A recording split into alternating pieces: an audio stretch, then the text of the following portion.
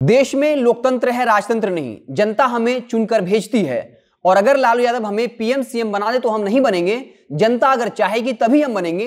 ये बात नेता प्रतिपक्ष तेजस्वी यादव ने कही जब उनसे सवाल पूछा गया कि सीएम नीतीश ने आपकी पार्टी के ऊपर लालू यादव पर परिवारवाद का आरोप लगाया, जिसके जवाब में तेजस्वी यादव ने यह कह दिया कि देश में लोकतंत्र है, राजतंत्र नहीं। जनता हमें चुनकर भेजती है तभी हम सदन में पहुंचते हैं और लालू यादव अगर हमें सीएम पीएम बना दे तो हम नहीं बनेंगे। जनता अगर चाहेगी तो हम बनेंगे। इसके साथ ही नेता प्रतिपक्ष तेजस्वी यादव ने 8 मंत्रियों का इस्तीफा मांग लिया और यह कहा कि अगर वाकई में सीएम नीतीश सच्चे समाजवादी हैं और वो परिवारवाद के खिलाफ हैं तो उनके कैबिनेट में जो 8 मंत्री हैं वो परिवारवाद से ही आते हैं, यानी उनके पिता या दादा राजनीति में रहे हैं, तो उन सबसे इस्तीफा ले लेनी चाहिए। और बाकायदा उन मंत्रियों का नाम भी गिना दिया जिसमें अशोक चौधरी, सुनील कुमार, जयंत राज, लेसी सिंह, संतोष सुमन, नितिन नवीन, सुमित सिंह जैसे मंत्रियों का नाम लिया और यह कहा कि इन मंत्रियों से इस्तीफा ले लेना चाहिए क्योंकि ये परिवारवाद की ही उपज है।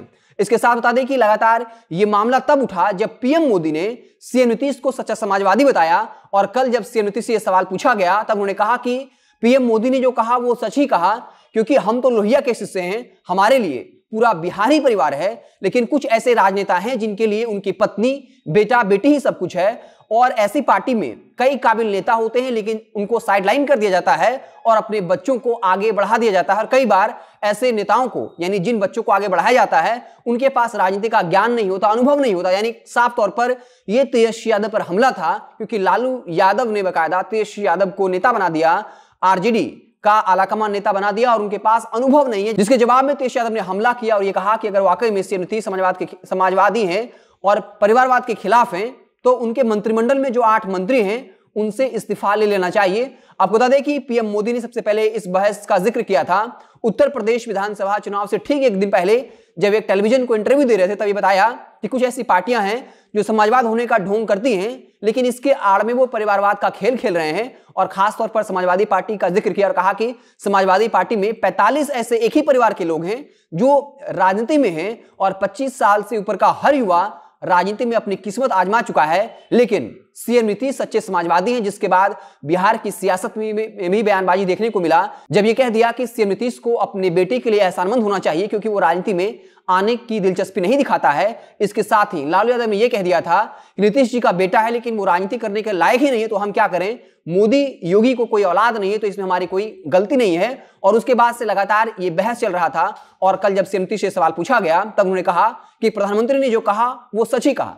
इसके साथ ही तेजस्वी यादव ने एक और मसले को लेकर सीएम नीतीश पर हमला बोला और यह कहा कि पीएम मोदी ने एक वक्त सीएम नीतीश के डीएनए पर ही सवाल उठा दिया था और जेडीयू पार्टी का नाम दिया था जनता का दमन उत्पीड़न करने वाली पार्टी। और उसके जवाब में कभी सीएम नीतीश ने खुद कहा था कि बीजेपी मतलब बड़का झूठा पार्टी। और जब प्रधानमंत्री मोदी ने 2015 के विधानसभा चुनाव में सीएम नीतीश के डीएनए पर सवाल उठाया था, उस वक्त बिहार से करोड़ों लोगों ने हस्ताक्षर कर प्रधानमंत्री मोदी को बाकायदा वो भेजा था कि आखिर प्रधानमंत्री मोदी सीएम नीतीश के डीएनए पर सवाल कैसे उठा सकते हैं। और 2015 का विधानसभा चुनाव उसी मसले पर लड़ा गया था कि एक गुजरात का कोई नेता है जो सीएम नीतीश के डीएनए पर सवाल उठा रहा है। लेकिन आज जब प्रधानमंत्री मोदी ने नीतीश कुमार को सच्चा समाजवादी बताया तब सीएम नीतीश ने यह कह दिया कि उन्होंने जो देखा है, महसूस किया है वो सच ही कहा है। हम लोग लोहिया के शिष्य, हमारे लिए पूरा बिहारी परिवार है लेकिन कुछ लोगों के लिए तो बस उनका पत्नी, बेटा, बेटी ही सब कुछ है। तो अब देखना दिलचस्प होगा कि जेडीयू की तरफ से क्या कुछ प्रचार होता है। हमारी नजरें बनी रहेंगी। आप देखते रहें जनता जंक्शन। बहुत बहुत धन्यवाद।